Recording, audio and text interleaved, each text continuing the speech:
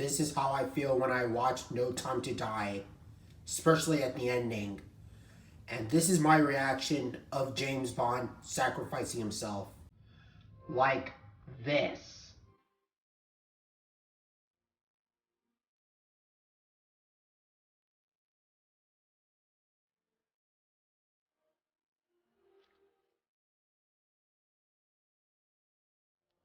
And let's go on to the LBT review, shall we? Starting with the intro.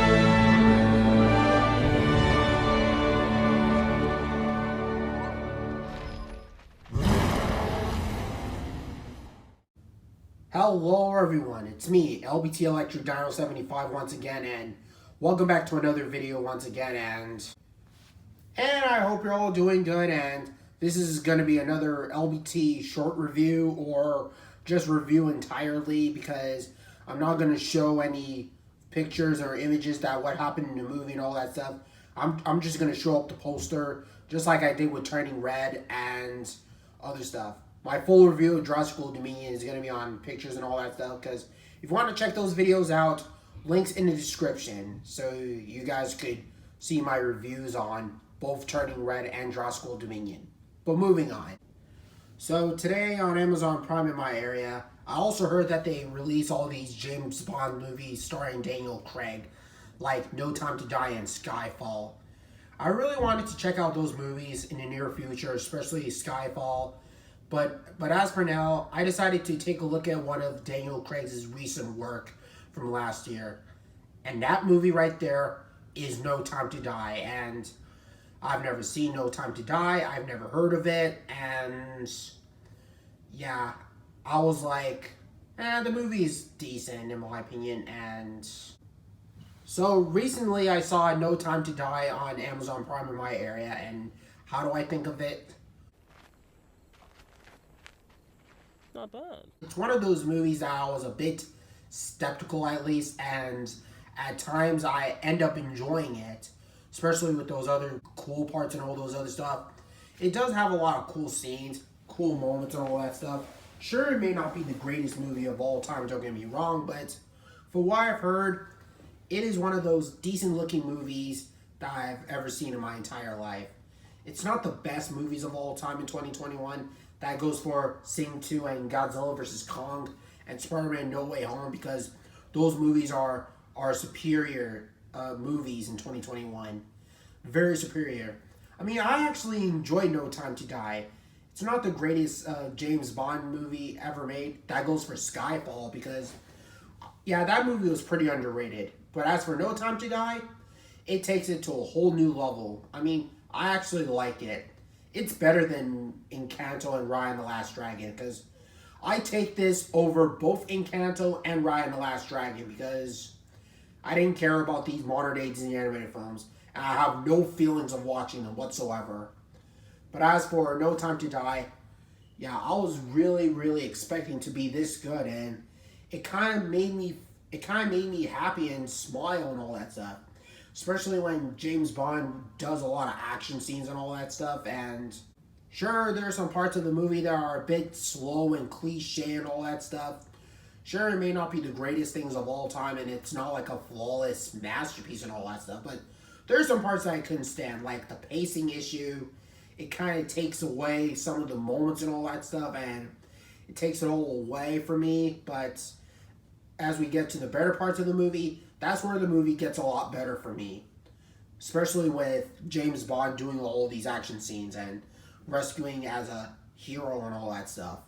And not to mention the two villains, which I didn't care about the villains. I didn't like them, especially with that guy with the eyeball thing, which is not a good character. I really don't like that character. And not to mention with him, who is this angsty, villainized character who kidnaps that child and tries to kill off James Bond, which I didn't care about him. I mean, I thought the villains were like super weak and kind of boring at first, but yeah, I mean, the movie would have been better if they written the villains very, very well and all that stuff. I mean, they would have had chemistry or backstories and all that stuff. And as for the characters, like I said, James Bond, portrayed by Daniel Craig, I mean, he did a perfect job portraying the character very, very well. And I like the action scenes and all those other stuff, and I like how he uses guns and then shoots them and all that stuff. And Daniel Craig was actually pretty cool in this movie. He kicks a lot of ass in this movie. I mean, he really does portray the character very, very well. Not to mention with the sad scene with James Bond sacrificing himself, and I was crying in tears, and I was like, is he going to survive and all that stuff? And I heard a lot of people were feeling sad that James Bond actually died and getting killed off by missiles, and I was shocked when he was killed off. I was speechless. Very speechless. And oh my lord, I did not see this coming when James Bond died. I did not see this coming at all. I mean, it was really sad. I mean, I really wish that he would have survived much longer and then move on to another movie and all that stuff. But nope. He ends up dead in the movie. La-ta-ta. Yeah, it was pretty sad and really tragic. No wonder he sacrificed himself being a hero against all other people. You know what this reminds me of? Caesar's Death of War of the Planet of the Apes, where he was a protagonist and then he ends up dead because he has to sacrifice himself because of saving the world and all that stuff. And not to mention King Kong's death from the 2005 King Kong movie, which was really sad and really tragic and kind of emotional in my opinion. And even Iron Man's death from Avengers Endgame, where Iron Man decided to snap away from the villains from existence and then save the world, and he ends up dead too, which is really tragic. And especially with that music, which I'm never going to put the music in the background because of the copyright claim and all that stuff. But here, this is one of the most saddest scenes I've ever seen in a James Bond movie like this. Like, I was literally crying when this came out. I was literally crying, and that right there has took the trophy. Literally. Aside from the other characters here, they're good in my opinion. Especially with that lady and the kid, and I realized revealing their backstory, which is tragic and all that stuff, and the other characters were fine. They were great. But as for the villains, I didn't care about them nearly as much. I thought they were bland and one-type dimensional villains. I mean, they're just like paper thin and all that stuff. But overall, the characters here, they were pretty likable in my opinion, especially with James Bond. But my favorite character is James Bond because he's awesome and badass throughout the movie. He's on point with Owen Grady from Jurassic World and Hiccup from the How to Train Your Dragon series as one of my favorite human characters. And not to mention with Alan Grant from Jurassic Park. But hey, it's worth a shot. I have nothing else to say about No Time to Die except for the fact that No Time to Die, in my opinion, is surprisingly very, very good.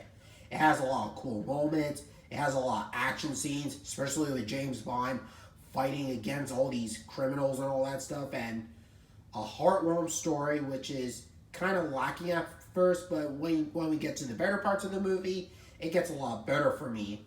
And then the action scenes, they were pretty thrilling and all that stuff. And the characters are likable, except for the villains, which I didn't care about them nearly as much. But overall, it is surprisingly very good and enjoyable looking movie in my opinion. Yeah, No Time to Die was surprisingly very good. And I had to say this, it's better than Little Fires Everywhere. It's better than Little Victor. It's better than Defending Jacob. And last but not least, it's better than Sex Edition because those shows could go screw themselves in the ass. Especially Little Fires Everywhere and Defending Jacob because those shows are terrible. They suck. and I don't like them. And No Time to Die is a lot better than those crappy TV shows, which I will get my filthy hands on those shows.